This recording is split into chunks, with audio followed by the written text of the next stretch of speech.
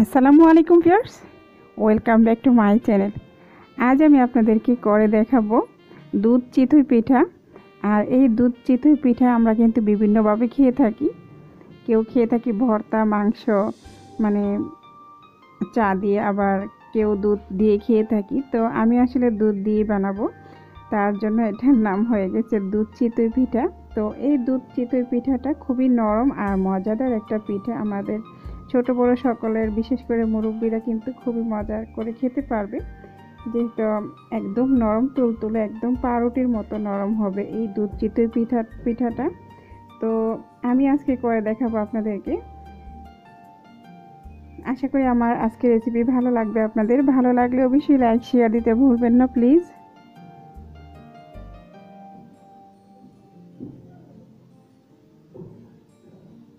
তো আমি এই পিঠা বানানোর জন্য এখানে 2 কাপের মতো আল্লা চাল নিয়ে নিয়েছি, মানে আতপ চাল।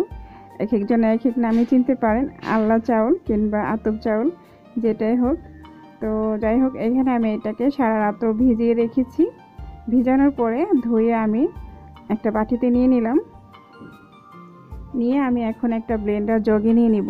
আমি অর্ধেক করে ব্লেন্ডার করে নিব আর কি।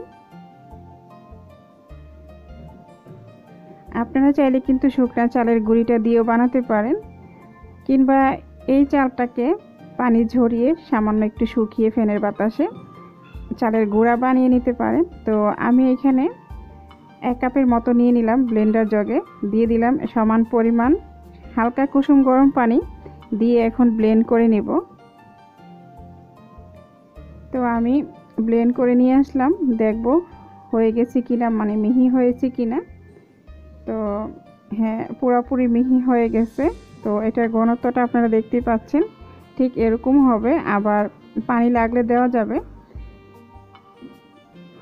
তো একদম মিহি হয়ে গেছে, এটা আর কোনো ছাকার দরকার নেই, একদম মিহি হয়ে গেছে। কিন্তু আমি আপনাদেরকে দেখিয়ে দিলাম একটা আঙ্গুলি নিয়ে ঘষিয়ে।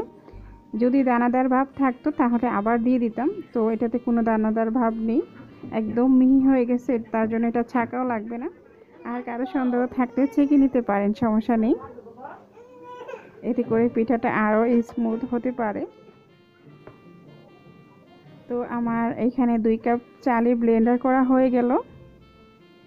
এখন এটাকে আমি পিঠার খামিরের জন্য রেডি করে নেব। আমার আরও এখানে লাগবে মানে সামান্য কুসুম গরম পানি আমি ব্লেন্ডার জগটাতে দিয়ে ধুয়ে দিয়ে দিব। তো আমার পিঠার ব্যাটারটা কিন্তু হয়ে গেছে, সামান্য লবণ দিয়ে দিব আর কি, পরিমাণ মতো। জাস্ট এতটুকুই লবণ আর পানি আর চালের দিয়ে হয়ে গেল ব্যাটারটা। তো এখন আমি চুলাতে একটা লোহার কড়াই বসিয়ে দিলাম। কেউ চাইলে কিন্তু আপনারা মাটির তাওয়াগুলোতেও কিন্তু বানাতে পারেন। তো আমার হাতের কাছে যেটা ছিল আমি সেটা দিয়ে বানাচ্ছি। আমি ছোট একটা হাফ কাপের মতো মেজারমেন্ট কাপগুলো থেকে আমি হাফ কাপটা বেছে নিয়েছি, নিয়ে এটাতেই দিয়ে দিলাম। তো 2 মিনিট রাখার পরে পিঠাটা কিন্তু হয়ে গেছে খুব সুন্দরভাবে। দেখতেই পাচ্ছেন কোনো কালো ভাব নেই, কিন্তু পিঠাটা অনেক সুন্দর হয়েছে, একদম মচমচে আর একদম জালি জালি একটা ভাব আসছে, কিন্তু আপনারা খেয়াল করলে দেখতে পারবেন। তো এইভাবে করে আমি সবগুলা পিঠা বানিয়ে নিব। 2টা পিঠা আপনাদের সাথে শেয়ার করলাম আমি যেভাবে বানাচ্ছি। আর কেউ চাইলে আরও ছোট করতে পারেন কিংবা আরেকটু বড় রাখতে পারেন, সমস্যা নেই, সেটা নিজের উপরেই পছন্দটা থাকলো আর কি। তো এই তো আমি বেশ কিছু পিঠা বানিয়ে নিলাম। দেখতেই পাচ্ছেন খুব সুন্দর জালি জালি একটা ভাব আসছে, তাই না? আর ভিতরটাও কিন্তু খুব দারুণ হয়েছে আর একদম ফুলকো ফুলকো হয়ে গেছে। তো পিঠাগুলো যাই হোক হয়ে গেল। এখানে আমি প্যানে 2 লিটার দুধ দিয়ে দিব। আর দুধটাকে আমি আগে থেকে একটু জাল করে নিয়েছি। তো আর এই দুধ চিতই পিঠাটা কিন্তু একদম জাল দিয়ে, মানে অনেকটা ঘন করা লাগে, এতে করে কিন্তু খুব মজা হয় খেতে।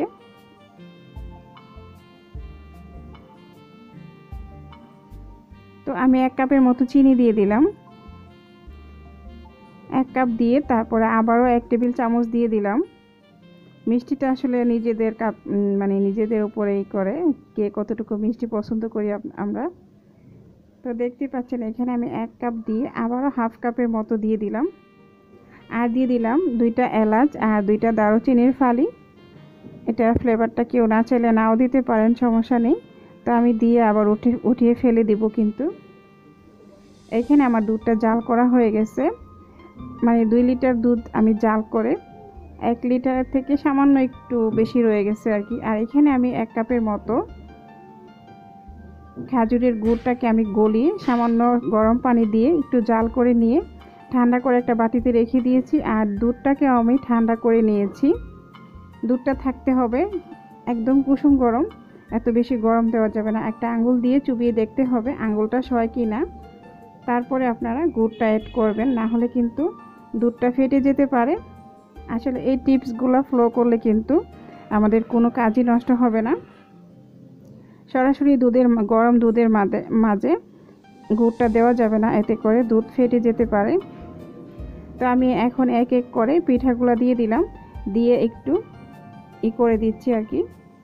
আমি কুসুম গরম দুধের ভিতরে কিন্তু গুড়ের মিশ্রণটা দিয়ে একটু নাড়াচাড়া করে পিঠাগুলো সবগুলা দিয়ে দিলাম। দিয়ে আমি ভিজিয়ে রেখে দিব 3-4 ঘন্টার মতো। আবার কেউ চাইলে রাত্রে বানিয়ে মানে পুরো রাত্র রেখে দিতে পারেন, সকালবেলা নামিয়ে সার্ভ করে খেতে পারেন, সবাইকে দিতে পারেন। তো এখন আমি 4 ঘন্টা পরে ফিরে আসলাম। দেখতেই পাচ্ছেন দুধের মিশ্রণটা কিন্তু পিঠাগুলো শুষে নিয়েছে আর দেখতেও খুব সুন্দর লাগতেছে। এখন আমি আপনাদেরকে পরিবেশন করিয়ে দেখিয়ে দিব এই মজার ইয়ামি পিঠাগুলো কত মজার হয়েছে। আসলে আমি কি বলবো আপনাদেরকে, আপনারা যখন বানিয়ে খাবেন তখনই বুঝতে পারবেন এটার মজা কতটুকু। তো আসলে আমরা যদি কিছু টিপস ফলো করে থাকি তাহলে কিন্তু আমাদের কোনো জিনিসই নষ্ট হয় না। তো একটু সাবধানতায় কাজ করলে আসলে অনেক কিছুই কিন্তু ভালো হয়। তো দেখতে পাচ্ছেন আমি এখানে বেশ কিছু পিঠা নিয়ে নিলাম, নিয়ে আপনাদেরকে দেখিয়ে দিলাম। আবার কেউ চাইলে কিন্তু নারকেলটাও দিতে পারেন, তো আমি নারকেলটা দিলাম না আর কি। আপনারা চাইলে দিতে পারেন, সমস্যা নেই। নারকেলটা দিলে কিন্তু আরও মজার হবে এই দুধ চিতই পিঠাটা। তো হয়ে গেল আমার মজার পাউরুটির মতো তুলতুলে নরম দুধ চিতই পিঠা। তো আমি এখন আরেকটা পিরিজে নিয়ে আপনাদেরকে ভেঙে দেখিয়ে দিচ্ছি, মানে এটা কতটুকু নরম হয়েছে আপনারা তো দেখতেই পাচ্ছেন। আর কি বলবো, এটা ছোট বড় সকলেই কিন্তু খেতে পারেন। তো আবারও কথা হবে নতুন কিছু নিয়ে, আবারও হাজির হয়ে যাব আপনাদের সাথে। সবাই ভালো থাকবেন, সুস্থ থাকবেন, নিজেদের খেয়াল রাখবেন। এই শীতের ভিতরে বাচ্চাদেরকে বিশেষ খেয়াল রাখবেন। আল্লাহ হাফেজ, আসসালামু আলাইকুম।